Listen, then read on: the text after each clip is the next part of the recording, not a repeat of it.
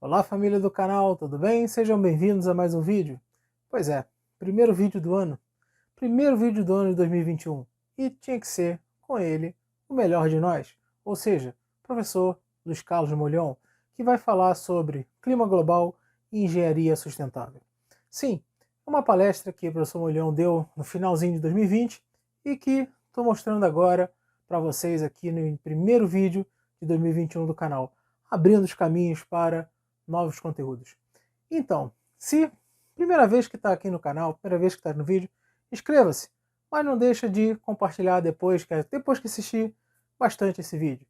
Mas agora eu vou dar um recado para vocês.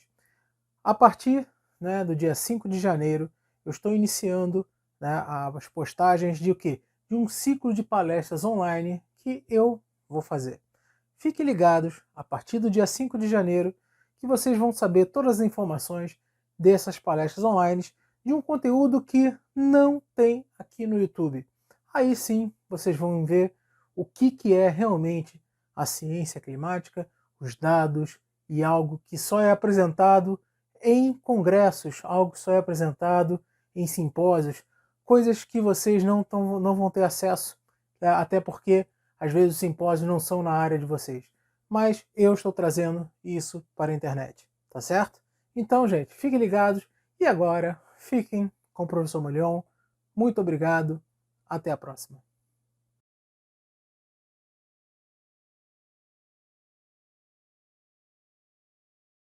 O clima global varia naturalmente ao longo desses bilhões de anos de existência do planeta, devido a causas internas e externas.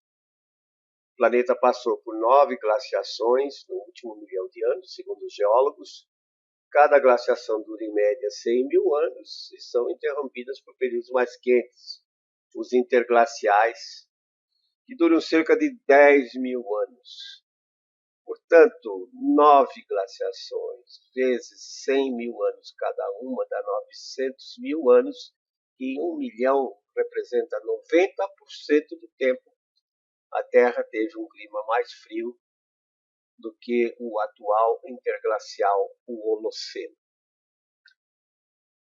Em confirmação, isso aí, dados indiretos, ou testemunhos climáticos, são chamados cilindros de gelo da estação de Vostok, da Antártica, mostraram que as temperaturas dos últimos 3 interglaciais, cerca de 130 mil, 240 mil, 320 mil anos atrás, foram 6 a 10 graus superiores à do atual interglacial que nós estamos vivendo. E o clima do Holoceno, nesses últimos 10 mil anos, retrata a história da civilização humana como nós conhecemos e mostra que períodos quentes sempre foram benéficos para o homem, enquanto períodos frios sempre trouxeram muito problema. Então, nesses últimos, o planeta saiu da última era glacial aproximadamente há 15 mil anos atrás. Há cerca de 7, 8 mil anos atrás, teve um chamado ótimo do Holoceno, os períodos que nós estamos vivendo agora, em que as temperaturas provavelmente estavam 3 a 4 graus mais elevadas do que hoje. Depois houve um resfriamento, voltou a aquecer cerca de 3.500 anos atrás, o chamado período minoano quente. Os minoanos eram uma civilização que vivia na ilha de Creta. Grandes artesãos prestavam serviços para os egípcios e desapareceram por conta que um vulcão da ilha de Creta, Santorini, explodiu e acabou com tudo. Voltou a esfriar e novamente voltou a aquecer durante o período romano quente, mais ou menos de 400 a.C. até 300 depois de Cristo. Nesse período, os romanos dominaram desde o Oriente Médio até a Escandinávia, costa norte da África. E, por exemplo, o período era suficientemente quente para se plantar uva na Inglaterra. Também a agricultura era farta e o pessoal, os povos que eram subjugados pelos romanos, não se preocupavam muito com a presença dos romanos, porque tinham o que comer. Voltou a esfriar, inclusive entre os anos 400 e 800, algumas civilizações, como a Nazca, por exemplo, desapareceram, função do clima adverso. Aí voltou a aumentar a temperatura, período quente chamado período medieval quente, em que de 900 depois de Cristo a cerca de 1300, as temperaturas também estiveram muito boas, foi um período de opulência. As artes se desenvolveram nesses períodos, as grandes catedrais europeias começaram a ser construídas nesse período também. A Notre Dame de Paris é de 1160. Há um registro de que, nesse período, os vikings, liderados por Erik o Vermelho, saíram da Escandinávia e colonizaram a Groenlândia, ou Greenland, Terra Verde, que hoje, na realidade, é um bloco de gelo. Então realmente estava quente o suficiente para que a Groenlândia pudesse ser utilizada. Depois esfriou e entrou na chamada pequena idade do gelo, que durou até o início do século XX, possivelmente em torno de 1915, por aí. Esse período foi muito ruim, frustração de safra, escassez de alimento, povo faminto, povo debilitado, saúde debilitada, pestes, como por exemplo a peste negra, que estima-se que tenha matado mais de 70 milhões de pessoas nesse período, e obviamente grandes distúrbios sociais, dos quais a Revolução Francesa de 1789 é um exemplo mais clássico. Depois dela surgiram outras revoluções e, por exemplo, na América do Sul, praticamente todos os países declararam sua independência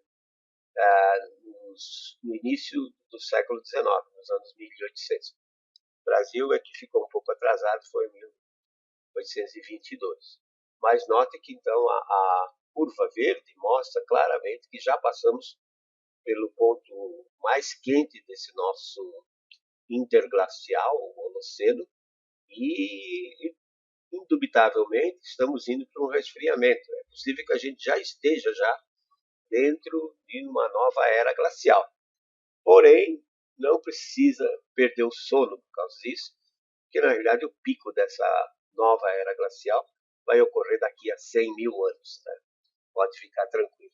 Mais recentemente, nesse século passado, como é que variou a temperatura? Então nós temos aqui a série do Centro de Clima Hadley da Inglaterra, que fez em colaboração com a Climate Research Unit, a unidade de pesquisa do clima da Universidade de East Anglia. Note que houve um aquecimento entre 1916 e 1945.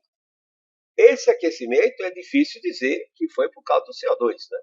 Porque as concentrações de CO2 eram muito baixas nesse período e também as emissões de gás carbônico pelas atividades humanas também praticamente era inexistente. Então, esse aquecimento deve ter tido uma causa natural.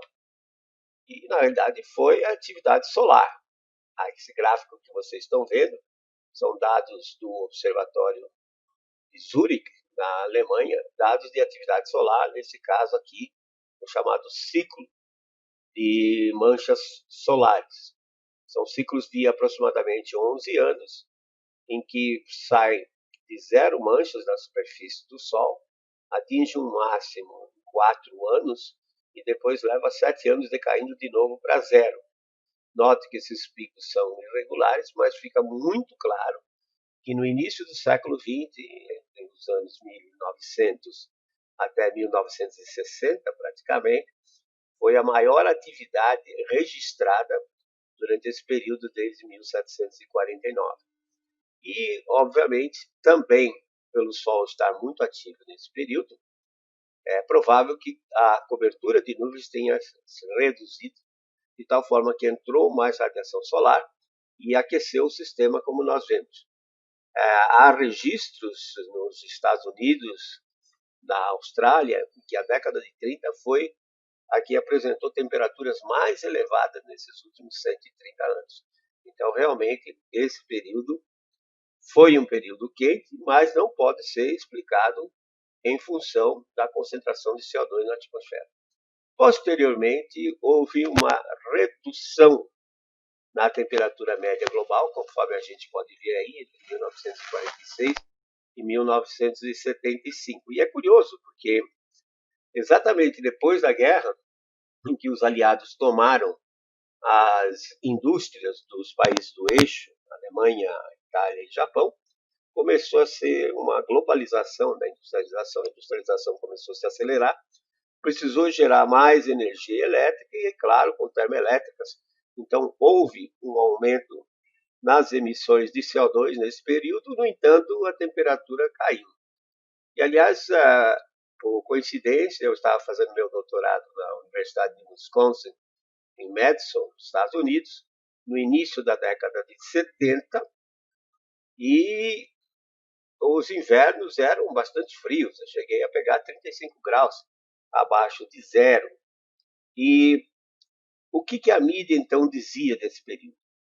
Está aí, ó, capa da revista Time, 1973, The Big Freeze, o grande congelamento. 77, de novo, repetiu a manchete, sugerindo que estávamos indo para uma nova era glacial. Tá? Então, depois disso, houve uma virada no Pacífico. O Oceano Pacífico começou a se aquecer e surgiu um aquecimento entre 1976 e possivelmente até 2004 e 2005, que agora dá para ver que a partir daí a inclinação da reta aqui mudou, sugerindo então a temperatura não ter mais subido.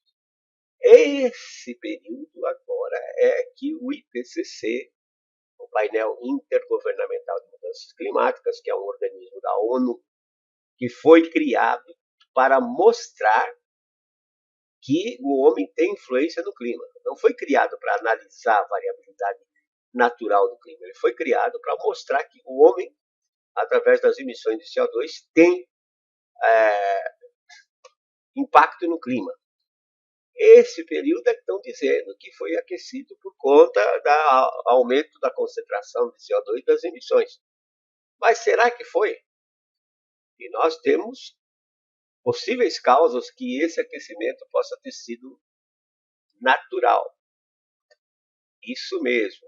Notem, esse é o resultado do projeto chamado SCIP, International Satellite Cloud Climatology Project, projeto internacional de climatologia de nuvens por satélite, que mostrou, de julho de 83 até o ano 2000, mostrou que houve uma redução de 5% na cobertura de nuvens. É muito interessante isso. Quer dizer, os satélites meteorológicos eles se tornaram operacionais a partir de 1979. Quer dizer, nós temos só 40 anos de dados de satélite num planeta que tem 4,6 bilhões de anos de existência. Mas esse projeto é interessante, mostra o impacto que a redução da cobertura de nuvens teve no clima do planeta. Quer dizer, eu estimei que uma redução de 5% na cobertura de nuvens simplesmente tem um aumentozinho de 4 watts por metro quadrado. É pequeno, é pequeno. Acontece que a superfície do planeta é 510 milhões de quilômetros quadrados e cada quilômetro quadrado tem 1 milhão de metros quadrados, então nós estamos falando em 510 trilhões de metros quadrados, e multiplicado por esse 4 dá 2 quatrilhões de watts, e os watts ainda não é unidade de energia, não é unidade de calor. Tem ainda que multiplicar pelo número de segundos nesses 18 anos para ver então que essa quantidade enorme de energia que entrou em 18 anos aqueceu os oceanos e os oceanos aqueceram a temperatura do ar.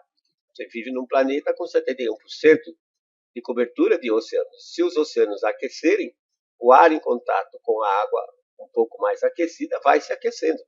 Então a gente vê nessa curva de novo do Adler Center, do Centro Climático da Inglaterra, a gente vê que à medida que houve o decréscimo da cobertura de nuvens, os oceanos se aqueceram e a temperatura do ar aumentou, e depois que a cobertura de nuvens se estabilizou, a temperatura também se estabilizou. Outro fator que pode ter contribuído para esse aquecimento durante 76 a 2005 é a frequência de El Niños fortes, conforme pode ser visto nesse gráfico, representado aqui por esses picos vermelhos. Olha a quantidade, a frequência, a quantidade de El Niños fortes que aconteceram nesse período de 76 a 2005. Então, o El Niño é um fenômeno oceânico, pacífico, com temperaturas acima do normal, ocupa grandes extensões, 30 milhões de quilômetros quadrados, e as águas quentes liberam muito calor para a atmosfera, na forma de calor latente, de calor sensível.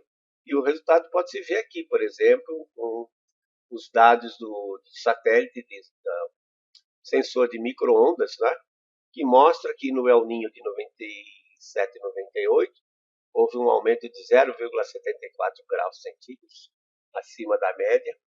Depois do El Niño de 2009, 2010, meio grau, e nesse fantástico El Niño de 2014 a 2016, quase 0,9 graus acima da média, de tanto calor que os El Niños colocam. Então, redução na cobertura de nuvens e uma frequência maior de El Niños são sérios candidatos a comprovar esse aquecimento de 1976 até 2005. Bom, mas se essa variabilidade é natural, qual é o papel do carbono no clima global? Bom, os fluxos naturais, particularmente dos oceanos, solos e a biosfera, somam aí da ordem de 200 bilhões de toneladas de carbono por ano. Qual a incerteza que se tem nisso? É 40 bilhões para cima, 40 bilhões para baixo. Quer dizer, eu não sei se esse número aqui é 160 bilhões ou se é 240 bilhões. É uma barra de erro de 80 bilhões de toneladas é a incerteza. Quanto é que o homem coloca? 9. Quer dizer, 10% da incerteza que nós temos. Então, se não temos certeza nas fontes naturais, exatamente o quanto elas produzem, para que se preocupar com 9 bilhões, que na realidade representa o quê? Menos de 5% do total que a natureza coloca e dentro da própria incerteza que nós temos. Né? O metano, que é um gás decorrente, por exemplo, de pântanos, de alagamento, de reservatórios, de hidrelétricas e também dos ruminantes, como boi, cabra, ovelha, né, está estável nesses 20 anos, apesar da população de bovinos estar crescendo na faixa de 17 milhões de cabeças por ano.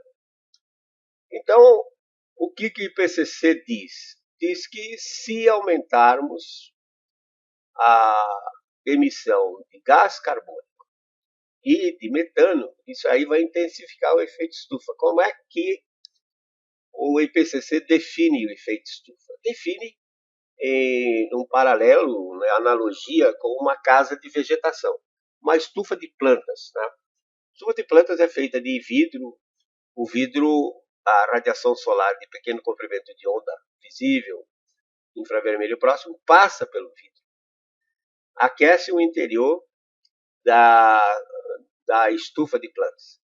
E esse interior emite radiação infravermelha que não passa pelo vidro, porque o vidro é um filtro. Ele é opaco à radiação infravermelha.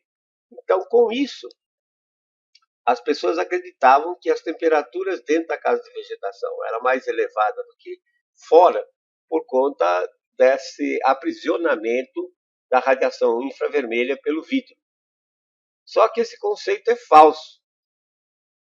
Tentaram aplicar isso à atmosfera, ou seja, esses gases funcionariam como os painéis de vídeo na casa de vegetação. Esse conceito é falso e já foi demonstrado em 1909 por um cientista chamado Robert Wood. Ele construiu duas casinhas, uma normal com painéis de vidro e outra com painéis de cristal de quartzo, cristal de rocha, que na realidade ele é totalmente transparente, tanto a radiação solar quanto a radiação infravermelha. Então, a casinha com o cristal de rocha, ela não reteria a radiação infravermelha. E o Robert Wood, então, fazendo experimentos, chegou à conclusão que a temperatura final das duas casas eram iguais e que, portanto, não era o vidro que era responsável pelo aquecimento do ar dentro da casa de vegetação, mas sim porque o ar estava aprisionado, não podia sair. Na natureza, na atmosfera livre, o que acontece é que se uma bolha de ar se aquecer, ela vai se tornar mais leve, menos densa, vai adquirir flutuabilidade, como um balão de São João, por exemplo, e subir. Agora, na casa de vegetação, não. Então, o ar fica preso e vai acumulando calor, como qualquer outra matéria, qualquer massa, você fornece calor e ele vai aumentando a sua temperatura. Portanto, esse conceito de efeito estufa é um conceito errado para ser aplicado à nossa atmosfera. Carbono, o CO2, ele é um gás poliatômico, né? Ele tem 3 átomos e substâncias poliatômicas, gases poliatômicos sem polaridade, como é o caso do CO2, ele só absorve a radiação infravermelha ou por rotação ou por vibração da sua molécula. A nossa atmosfera é constituída de 78% de nitrogênio, 21% de oxigênio e 0,9% de argônio. Quer dizer, esses 3 gases somam 99,9% da composição da nossa atmosfera, enquanto o CO2 aparece com 0,04%. Então, em volta de cada molécula de CO2 tem pelo menos 2.500 moléculas desses outros gases que compõem o ar. Quando o CO2 se excita, recebe um quantum infravermelho e passa para um nível energético mais elevado, ele vibra e roda. E isso aí é energia cinética, ele se choca com as outras moléculas. E a mecânica quântica diz que esses choques inelásticos são 10.000 vezes mais eficientes do que a emissão infravermelha para trazer o CO2 de volta para o seu estado básico. Então, a probabilidade de que um átomo de CO2 venha a emitir radiação infravermelha e, com isso, aquecer a superfície terrestre é uma em 10.000. Né? 9.999, ele vai perder a radiação infravermelha que ele absorveu, transferindo por choques. E se ele transfere por choques, ele não pode emitir. É claro que o CO2 aquece o ar, ele é massa, então ele aquece. Mas como a sua concentração é ínfima, 0,04%, a sua contribuição também não pode ser medida. Portanto, o CO2 não tem papel significativo no aquecimento da atmosfera. Por isso, já no início da década de 70, um livro chamado Introduction to Atmospheric Physics, de Flegel e Bussinger, preferiram não usar a palavra efeito estufa, mas chamar de efeito atmosférico, sugerindo que a massa de ar, nitrogênio, oxigênio e argônio, apenas retarda a perda de radiação para o espaço exterior. Ou seja, vamos pensar numa hipótese absurda que se pudesse desligar o Sol, né? Cortar a nossa fonte de energia durante um certo tempo. Será que a atmosfera criaria calor? Claro que não, né? Iria eventualmente para uma temperatura bastante baixa. Então, o efeito estufa, erroneamente chamado efeito estufa, ele não cria energia, não cria calor e não aquece a superfície. Ele apenas retarda a perda da radiação infravermelha que é emitida pela superfície. Logo, protocolos como o de Kyoto em 97 e agora esse Acordo Climático de Paris em 2015 são inúteis. Para que reduzir as emissões de gás carbônico se o gás carbônico não tem efeito nenhum no clima? Mas tem uma consequência séria. Por quê? 85% da energia elétrica gerada no mundo hoje é proveniente do uso de carvão mineral, de petróleo e de gás natural, chamados combustíveis fósseis. Obviamente, para reduzir as emissões, teria que gerar menos energia. Aí o que acontece? 20% dos países do mundo tem o IDH considerado, o Índice de Desenvolvimento Humano, considerado de bom a ótimo. Mas restam os outros 80% de países subdesenvolvidos que têm que se desenvolver. A sua população tem que chegar a ter, no mínimo, condições mínimas de viver como ser humano. E para isso precisa de energia elétrica. A mola do desenvolvimento hoje é a energia elétrica. E se eles não puderem gerar energia elétrica, vão ficar para trás, não vão poder se desenvolver. Portanto, acordos como o Acordo de Paris, por exemplo, vão gerar uma desigualdade maior do que já existe hoje globalmente, quer dizer, os ricos mais ricos e os pobres mais pobres, e, obviamente, mais miséria nesse mundo.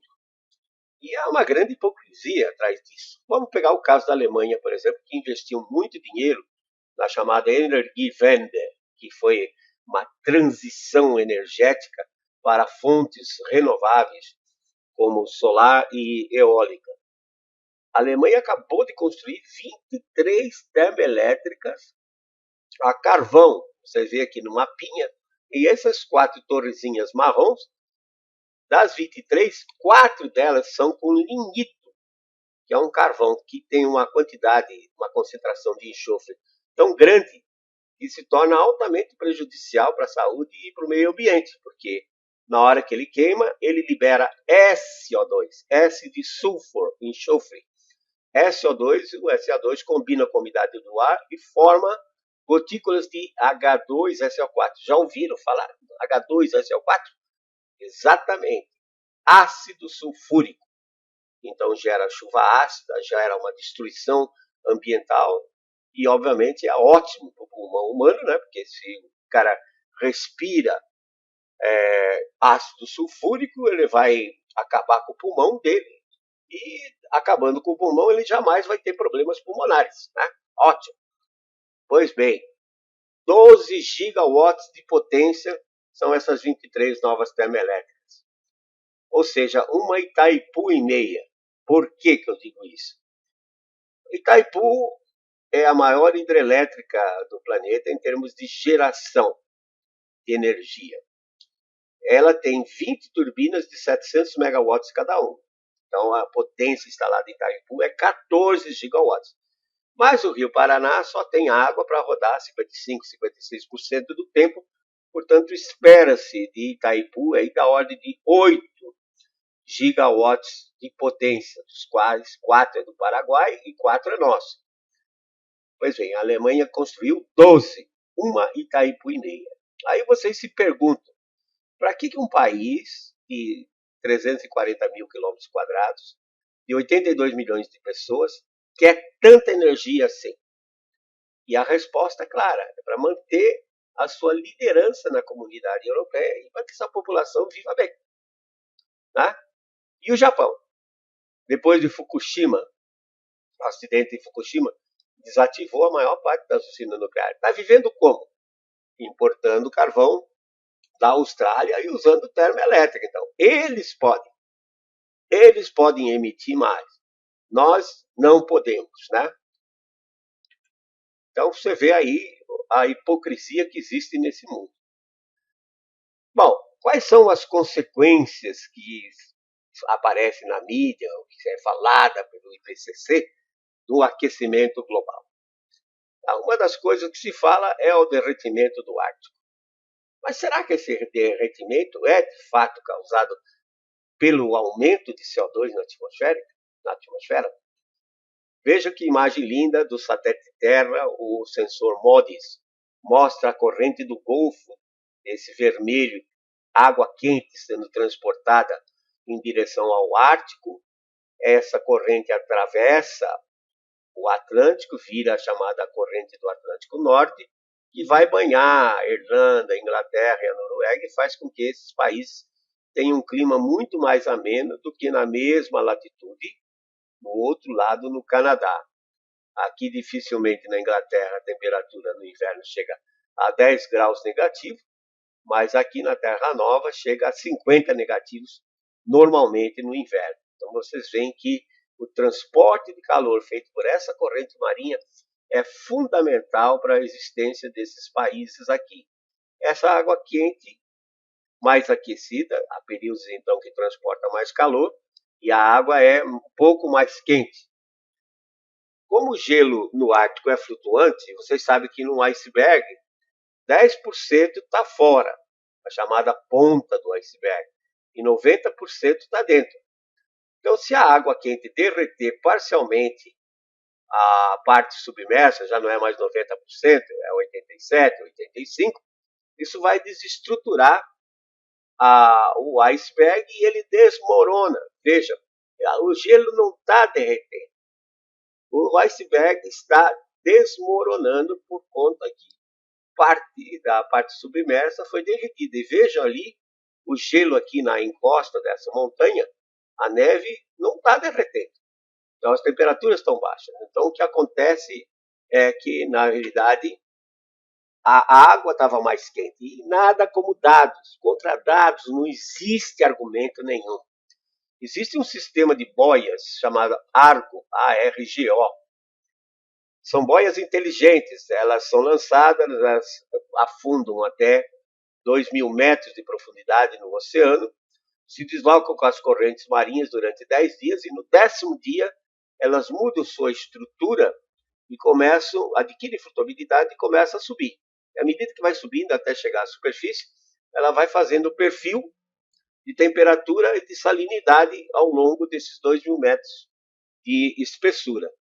Veja o que essas boias estão dizendo para nós, que em 2006, 2007, quando ocorreu o derretimento no Ártico, a temperatura era 9 graus centígrados, aqui, 9 graus centígrados, e 10 anos depois, 2016, 2017, a temperatura chegou a 7 graus e meio.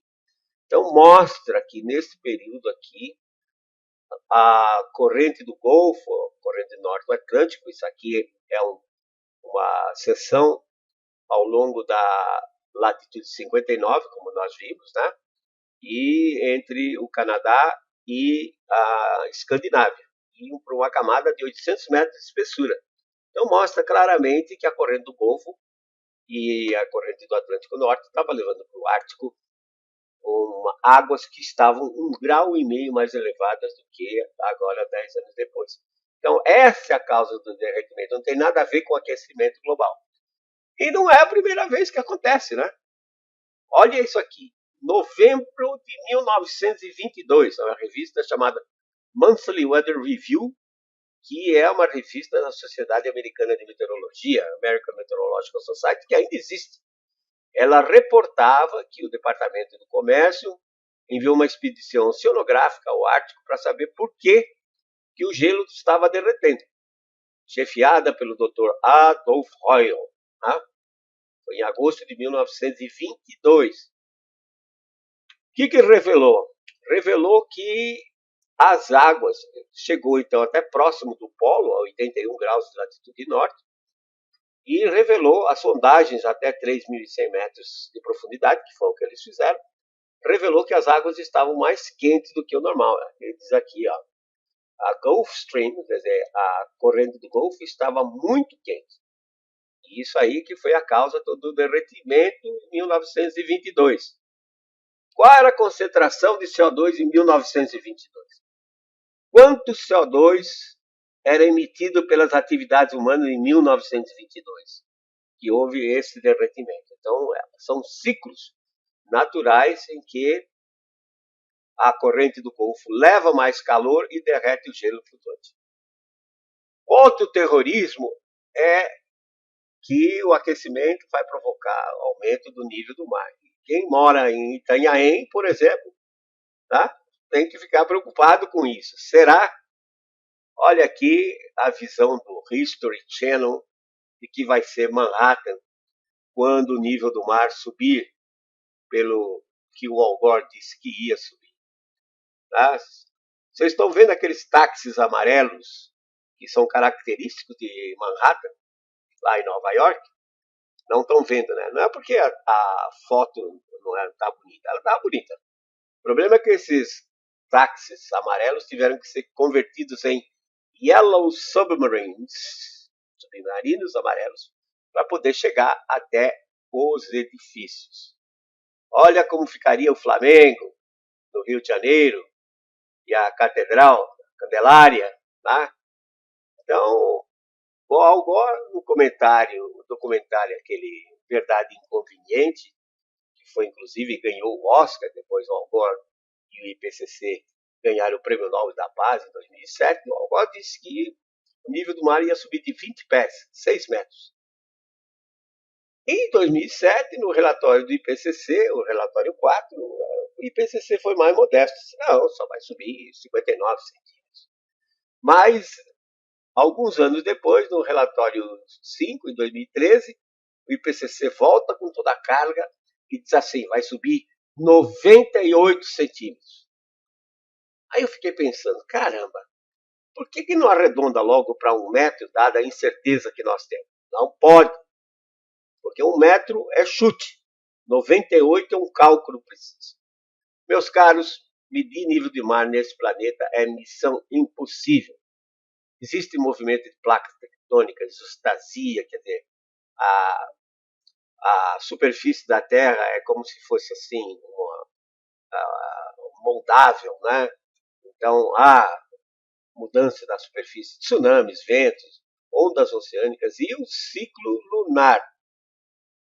Depois posso mencionar alguma coisa sobre isso, que provavelmente foi o responsável, quer dizer, a força gravitacional da Lua foi o responsável pelo aumento de transporte da corrente do Golfo. Um ciclo de aproximadamente 19 anos, e coincidiu e esse ciclo lunar está no mínimo, aliás, no máximo, digo, quando ocorreu esse transporte. Então, vocês vejam aqui, nesse site, Permanent Mean Sea Level.org, quer dizer, o Serviço Permanente de Nível Médio do Mar, mostra que o nível médio do mar está diminuindo na Escandinávia, porém está aumentando no Mediterrâneo. Isso é movimento de placa. O marégrafo está grudado na placa. Se a placa afunda lá em cima, o marégrafo vai junto e mede nível do mar. Aliás, ao contrário. Se a placa sobe lá em cima, o marégrafo vai junto e mede nível do mar mais baixo. Como ela está afundando aqui no Mediterrâneo, então o nível do mar aumenta aqui. Então não tem nada a ver com o CO2. É pura e simplesmente o movimento da placa da Eurásia que está fazendo esse movimento, subindo mais ao norte e afundando no Mediterrâneo. E atenção, de acordo com um estudo publicado aí, Iguape já teve o nível do mar cerca de 3 metros mais alto do que está hoje, há cerca de 2, 3 mil anos. Quer dizer, o nível do mar já esteve mais alto e, ao contrário, está subindo, não, na realidade, aí, para vocês, está diminuindo.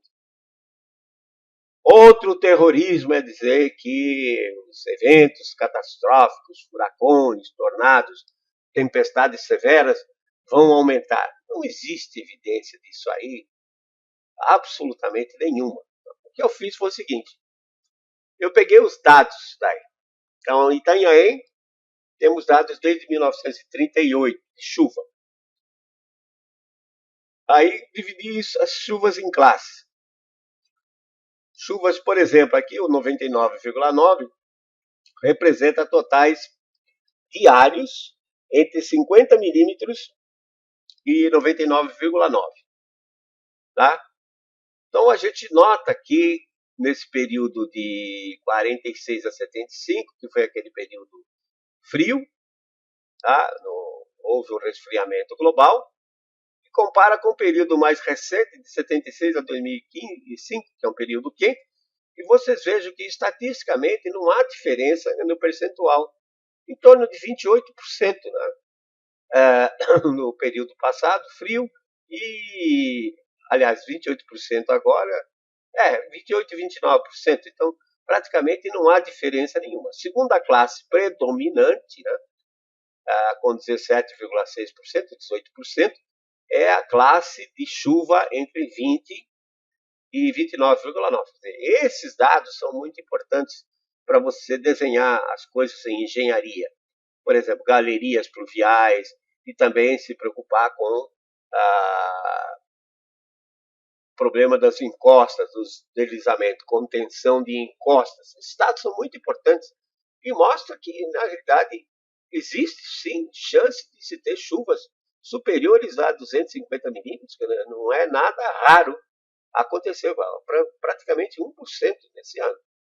Aí peguei um outro local mais próximo, o Iguape, que nesse caso o Iguape tem dados desde 1890. Então dividi em 3 períodos: o período frio, 1990 a 1916, o período quente, de 1916 a 45, e o período frio, de 46 a 75. De novo, mostra que a classe predominante de chuva está entre 50 e 100 milímetros. E praticamente não há diferença entre períodos frios e períodos quentes. Olha. Não há, estatisticamente não tem diferença nenhuma. E, de novo, a segunda classe que aparece com percentual maior é a classe de chuva entre 20 e 30 milímetros. Então, vocês vejam que não houve mudança nenhuma ao longo de mais de 120 anos, por exemplo, no Iguape. Então, não há. Tá? E só para conhecimento geral, está aqui os 10 maiores totais diários registrados desde 1938 em Itanhaém, onde aparece no dia 2 de fevereiro de 1983 uma chuva de 340 milímetros. Veja bem, cada milímetro de chuva corresponde a gerar um volume de 1 litro de água por metro quadrado. Nesse dia aqui, caíram 340 litros de água por cada metro quadrado. E o total do mês encerrou em 760 milímetros. Choveu num mês o que não chove no ano todo no Nordeste do Brasil. E por aí vai, chuvas 339, etc. Eu marquei essa linha aqui, em 1967, 18 de março, em vermelho, porque aqui ocorreu aquele desastre de Caraguatatuba, em que houve o deslizamento da encosta da Serra do Mar e morreram, destruiu praticamente a cidade e morreram quase 500 pessoas. Mas, no mesmo ano, 1967, dia 23 de janeiro, deslizamento na Serra das Araras, no Rio de Janeiro, essa provavelmente foi a maior catástrofe que nós já tivemos.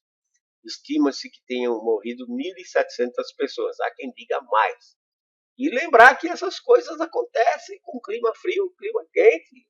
Aconteciam no passado, em que a atividade humana e o desmatamento também era pequeno, como foi o caso do Monte Serrat, tá? Morro de Monte Serrat, em Santos, no dia 10 de março de 1928, que deslizou e quase destruiu a Santa Casa de Misericórdia, narrado aqui no jornal A Tribuna. E esse problema de deslizamento de encosta, ele é recorrente. Vejam, agora, dia 3 de março de 2020, também estima-se que tenham desaparecido, morrido cerca de 40 pessoas. Tá? Choveu 2.007 milímetros, 2.039 em Santos, 320 no Guarujá. Os números de baixo são a média mensal. E aqui vocês veem a sequência do dia 21 de fevereiro até o dia 4 de março, os totais diários, onde mostra que, por exemplo, naquele período do 29 de março até o dia 3 de março, em Iguape, no mês choveu 438 milímetros, aliás, nesse período choveu 438 milímetros, e São Sebastião, com 282, mostra então a sequência de chuvas bem catastróficas, 26, 77, 79, 55 milímetros, né? Então foi a causa do deslizamento. Então isso é uma preocupação que nós temos com a Serra do Mar, mas isso é desde Torres, lá no litoral gaúcho, até o sul do Espírito Santo, e vai continuar acontecendo se nós não tomarmos as devidas providências para conter essas encostas.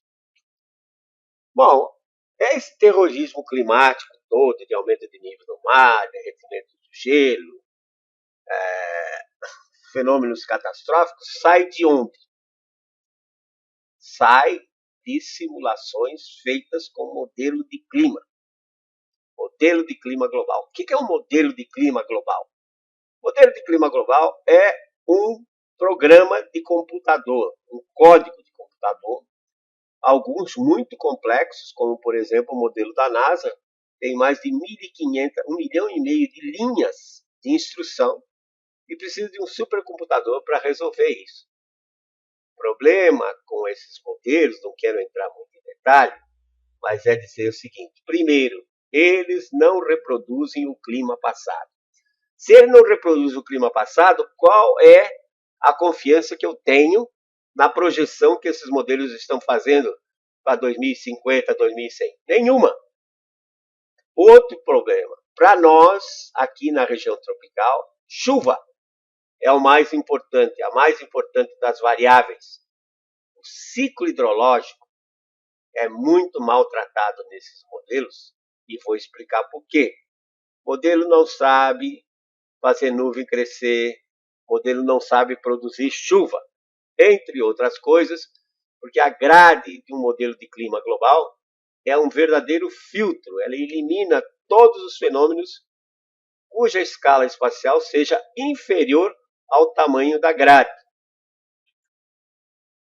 Então, como é que a gente representa o globo terrestre num computador? O computador ele não tem ideia do contínuo, o computador é tudo discretizado, né? São dados discretizados. Então faz-se uma malha de latitude e longitude. Nos melhores modelos, essa malha, entre um ponto de grade e outro, tem 1 grau de latitude, 1 grau de longitude. Então, o computador não tem ideia do que é uma linha contínua. Ele só conhece esses pontinhos aqui. O cruzamento dos pontos de grade de latitude e longitude. Só que na região tropical, onde nós moramos, 1 grau de latitude é equivalente a uma distância de 110 quilômetros. Isso mesmo, 110 quilômetros entre um ponto de grade e o outro. Então, para iniciar o modelo, a simulação, eu coloco os dados de temperatura, de umidade, de vento, nesse ponto aqui. 110 quilômetros para a direita, para a esquerda, para o norte, para o sul, coloco de novo outra temperatura, tá, naquele ponto. Em geral, esses dados são interpolados porque as estações nunca estão no ponto de grade. É muito raro acontecer isso. Então, são dados interpolados a uma distância de 110 km um do outro. Processos subgrade, processos que têm escala espacial inferior ao tamanho da grade, na realidade eles têm que ser parametrizados. E faz então uma equaçãozinha matemática, uma formulazinha matemática, para, por exemplo, no caso de chuva, tentar fazer com que o modelo crie chuva. Então vamos imaginar que eu tenha um cumulus nimbus, uma nuvem de tempestade, de um diâmetro equivalente de 30 quilômetros e que esteja aqui no meio. Esse ponto aqui, o modelo, o computador não sabe, esse ponto também não sabe, que temos aqui uma nuvem dessas poderosas, que pode chegar a 15, 16 quilômetros de altura, produzir mais de 50 milímetros de chuva, rajadas de vento superior a 50 km por hora, trovoada, tempestades elétricas. Ele não sabe. Então ele vai dizer que não choveu, quando aqui realmente choveu. Então, o teorema de amostragem de Nyquist diz exatamente isso, que o modelo só pode detectar fenômenos cuja escala espacial seja 2 vezes o tamanho da grade. Ou seja, tudo que tiver escala inferior a 220 quilômetros de tamanho vai ser filtrado pelo modelo. O modelo não conhece isso. E chuva é um processo subgrade. É um negócio assim, a formação de nuvens é um negócio que se dá assim numa escala de 1 quilômetro, ou às vezes até menos. E a parametrização para o modelo, para produzir o crescimento da nuvem chuva, É muito difícil você representar o ciclo hidrológico no modelo. Eu diria que quase impossível. Se não for impossível, é um dos principais problemas que faz com que os modelos tenham respostas diferentes um do outro, e certamente essa parametrização talvez seja a parametrização, o maior desafio que os modeladores podem ter. Portanto, se o modelo não reproduz o clima global e não sabe fazer chover, para que ele serve? Não serve para previsão.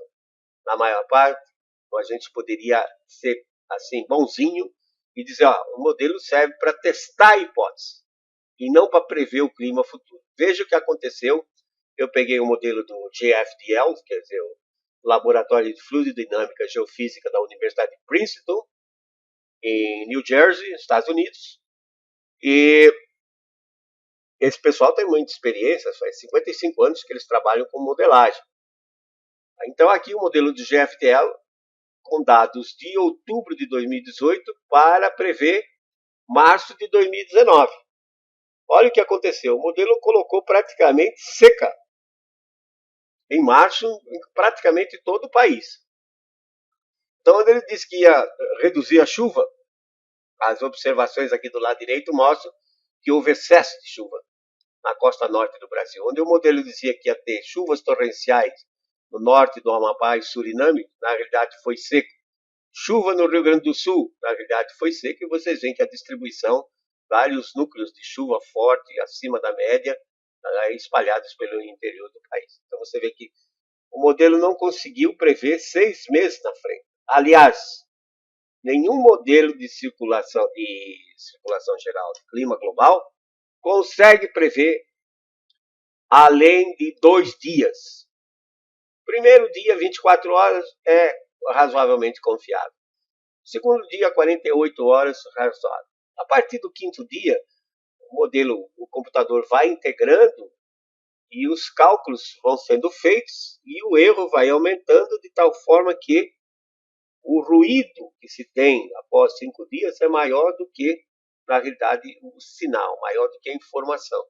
Portanto, se o modelo não consegue prever para 6 meses, como é que nós vamos acreditar numa previsão para o ano 2100?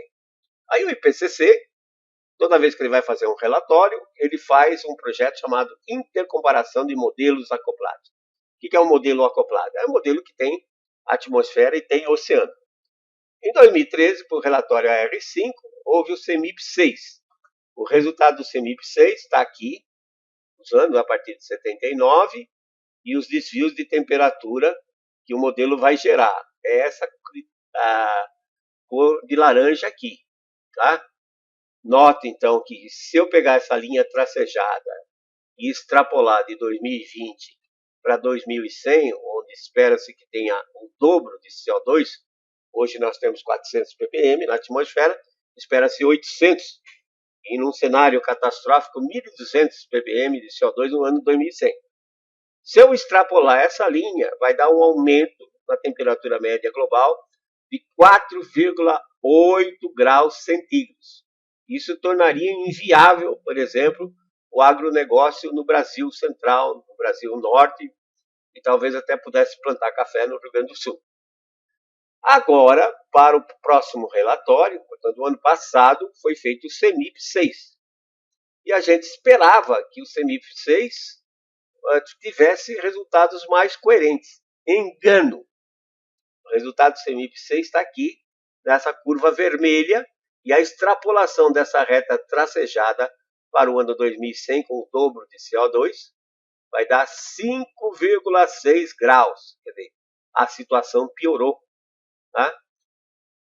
As observações, eu digo observações entre aspas, que é a mesma curva produzida pelo Centro Climático Hadley da Inglaterra e a Unidade de Pesquisa do Clima da Universidade de East Anglia, é essa cor aqui azul.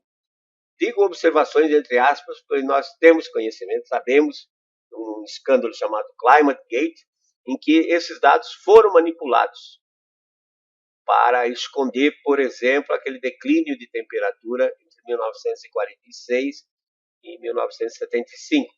Mesmo assim, você nota que as projeções dos modelos nesses dois experimentos estão muito acima do que, entre aspas, observado. Mas vai haver mudança? Sim. O pior é que o clima deve esfriar, porque o Sol, que é a nossa principal fonte de energia, vai entrar no mínimo de atividade que ocorre a cada 100 anos aproximadamente.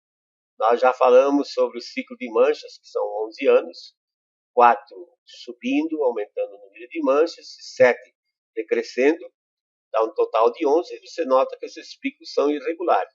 Mas, curiosamente, no início do século XIX, nos anos 1800, 2 picos com número de manchas pequeno. Depois, no início do século XX, nos anos 1900, se repetiu, picos com muito pouca mancha.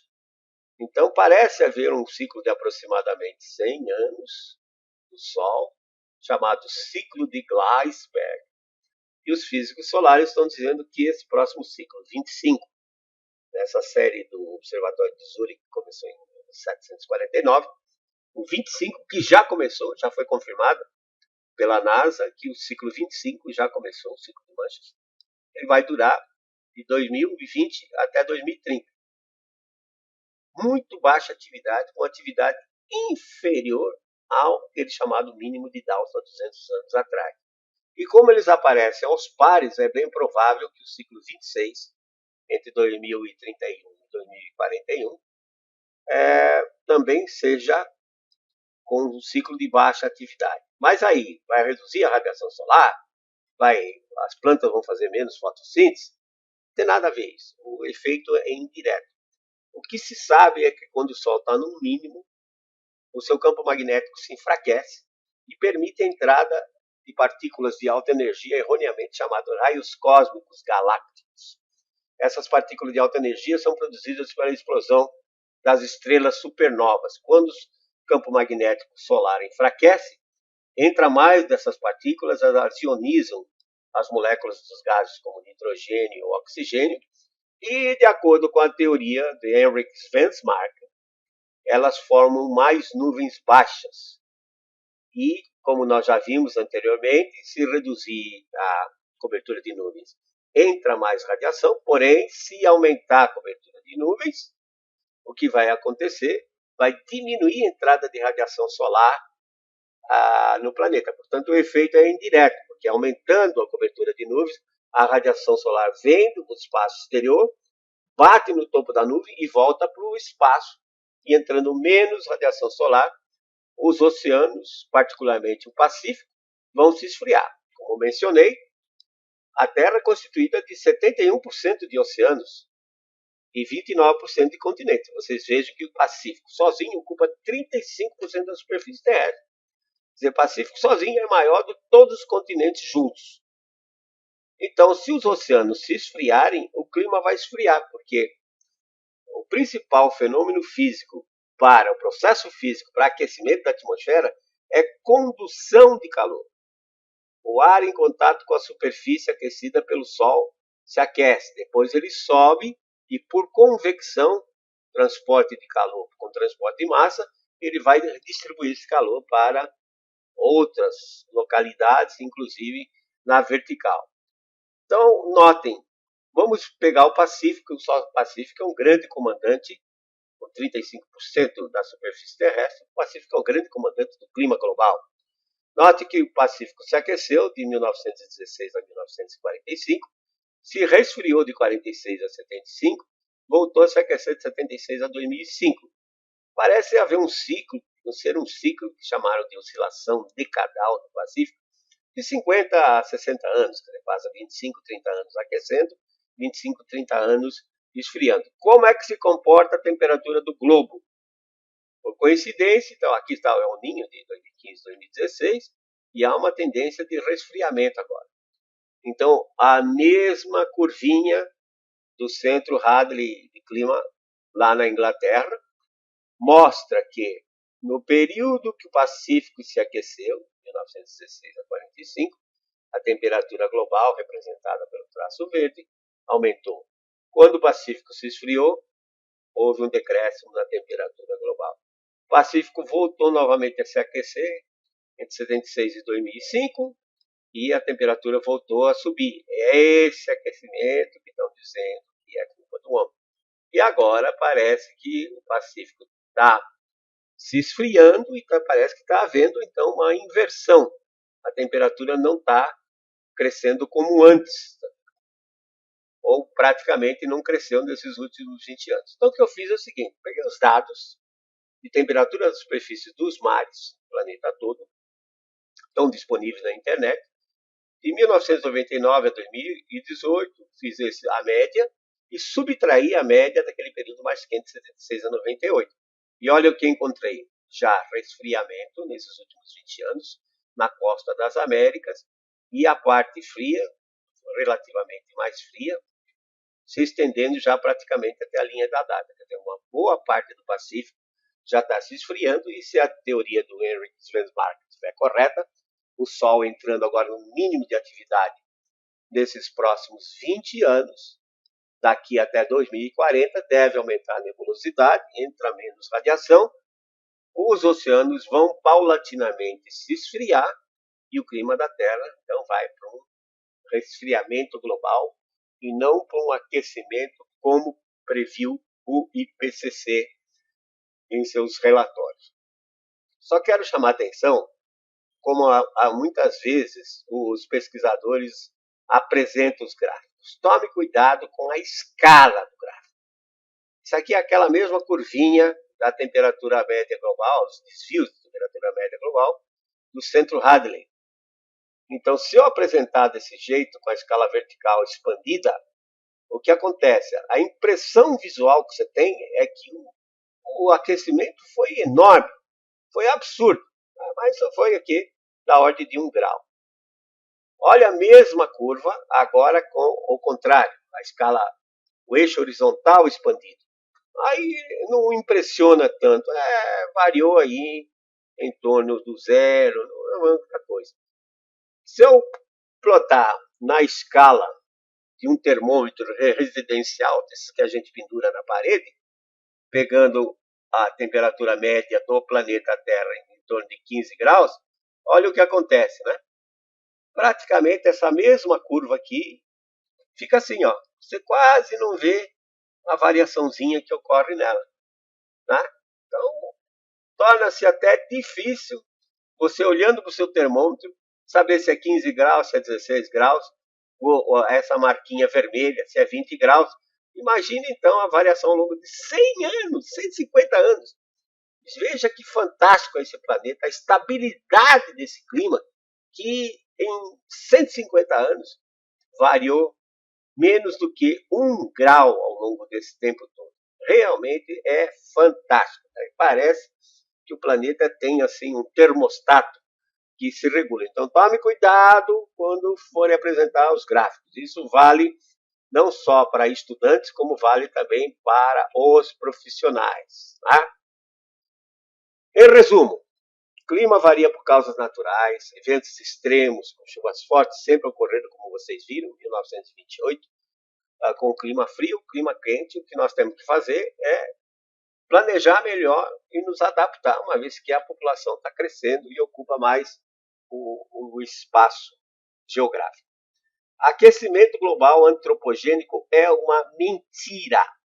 Mentira. O CO2 não controla o clima, o CO2 não é vilão. O CO2 é o gás da vida.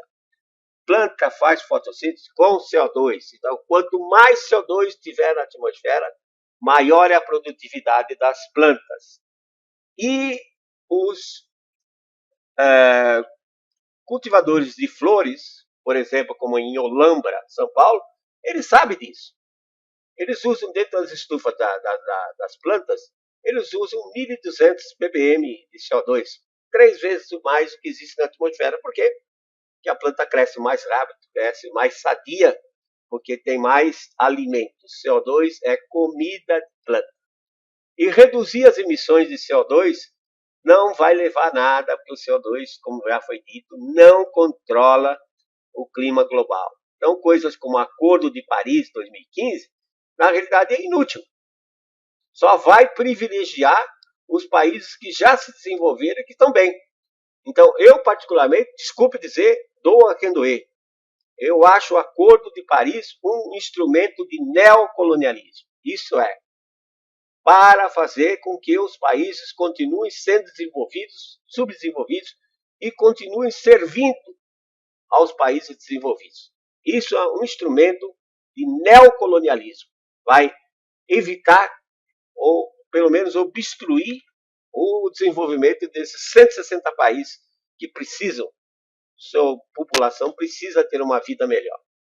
Nos próximos 20 anos, vamos ter um resfriamento global semelhante àquele do período 1946 a 1975, não vai ser uma nova era glacial, apenas vai ser sentido por invernos mais rigorosos, principalmente nas regiões fora dos trópicos, Norte América, a Europa como um todo, a Ásia como um todo, e claro, aqui no Brasil, o Sul, a Argentina, a América do Sul, o Sul do Brasil vai sofrer também, com possivelmente uma frequência maior de geadas, como foi naquele período de 1946 a 1975.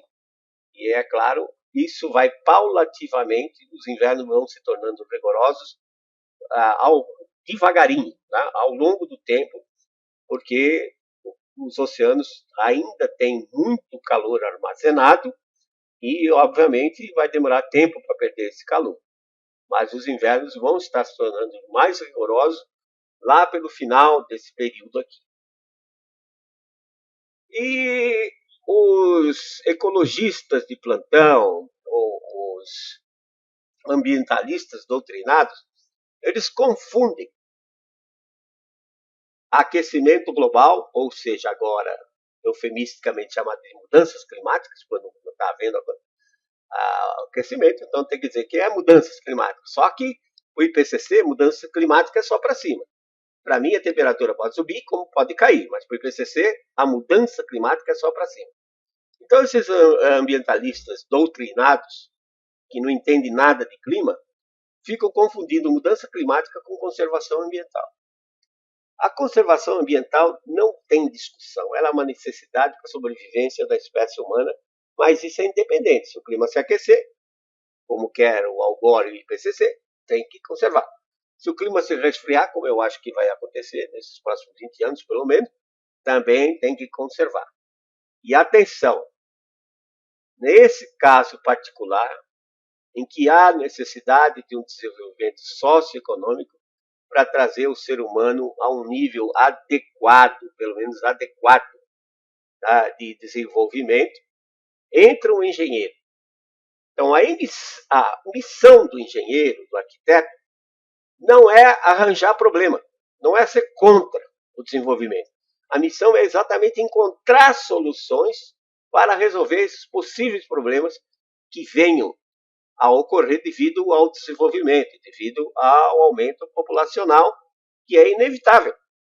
Possivelmente pelo ano 2040, quando terminar esse período talvez de resfriamento, nós já vamos ter 9 bilhões de pessoas ocupando os espaços geográficos. Então, o engenheiro tem que encontrar soluções para isso e não criar problemas como muitos fazem. Lembrar, então, das palavras de Francis Bacon, que já cerca de 400 anos atrás, que claramente vai contra essa ideia lançada pelo IPCC de que o homem é responsável por esse aquecimento que houve entre 76 e 2005. Aumento de gás carbônico. 100 ppm de aumento em 70 anos vai produzir, ou até o final do ano 2100, vai produzir um aumento de temperatura de 4,8, 5,6 graus na temperatura média do planeta. Isso é absolutamente ridículo. Gás carbônico, vocês viram que o clima é extremamente complexo. Depende de fatores externos, como atividade solar, raios cósmicos galácticos que entram e produzem uma nebulosidade maior. Depende do calor armazenado nos oceanos, depende de uma explosão vulcânica. Né? Se houver uma grande explosão vulcânica agora, pelo menos por 2 anos nós vamos ter seca na região tropical. Então, um clima tão complexo como o nosso, simplesmente controlado pela emissão de gás carbônico, não faz sentido nenhum. E Francis Bacon vai muito nessa direção quando ele diz que nós não podemos comandar a natureza, apenas obedecê-la, nos adaptar a ela. Muito obrigado pela atenção.